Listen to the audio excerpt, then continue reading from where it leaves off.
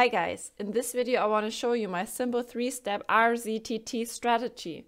It's a simple trend trading strategy using reversal zones with 3 simple steps that I want to show you in the following minutes, so make sure you stay tuned. They are really effective and easy to follow. So let's start right away. We are in the British pound Japanese yen on the 1-hour chart, and our first step is to identify the underlying trend, which is an uptrend here. As you see, it is making its way up, making higher highs and higher lows. Our next step is to find the significant support and resistance levels in the recent price action, which I have already done here. You see those 3 blue support and resistance levels. So what are we looking at? We have this upwards movement, this uptrend here, and we had a pullback that was going down until this support line. And right at that point where it found support, we want to go down into a smaller time frame and look for an entry. So let's do so. Here's the level we saw in the higher time frame where the market found support and bounced back, but we don't enter a position right away. We continue watching the market. And right at this area, there was indecision in the market, a sideways range, and this is right at this support and resistance area we have drawn in at the higher time frame. This is going to be our possible reversal zone with the upper edge at the last top and the lower edge at the last lows. So let's take a look. We have our reversal zone here, and there right at this point we have a false breakout to the bottom. But since we're in an uptrend, we don't want to trade a breakout to the bottom, so we're looking for a long entry, and this is a false breakout. We don't want to enter the market short at this point, but that doesn't mean that this false breakout is not gonna help. We want to have this false breakout because a false breakout helps us to enter a position long without a big risk. Because if you, for example, enter a trade long when the market is breaking through the top edge of the reversal zone, you have to put your stop loss below the reversal zone around here somewhere. But if you're using the false breakout for entry, let's see, the market is coming back into the reversal zone here and making higher highs.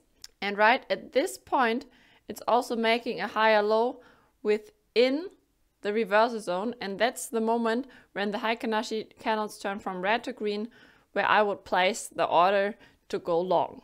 And I can place the stop loss below the reversal zone and below the last low to leave room for the trade. So you see, by the time I reach the upper edge of the reversal zone, I've already made more than one R. But on the other hand, if I would have put the open, for example, if the market would have hit the reversal zone up to the front and make a breakout here, something like this, then I would have entered the market right at this point and would have to place the stop loss below the reversal zone to leave enough room for the trade. And you see, the risk is a lot higher than over here, at least double that much. Plus, at that point where I'm break even, I've already gained more than 1 R in this case. So you see, even if my trade wouldn't work out in this case, I would have a lot lower risk, and I can place my first target up here. So when it reaches the upper edge, which was a resistance earlier, and I can put my first target here in case the market bounces off and is not continuing the long trend. It's always possible that it's happening also. Like in trading, there's no guarantee. But our analysis helps to increase the possibility that the market is going through and going further long. That's why we use more than one target. I will erase this one to not make you confused. And then I will zoom out a little bit.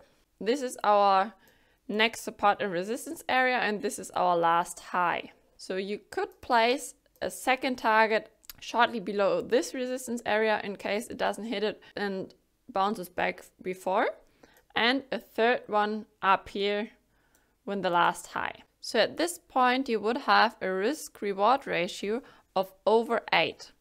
At this point down here almost 5, and here almost 2. And now we compare it with the breakout strategy.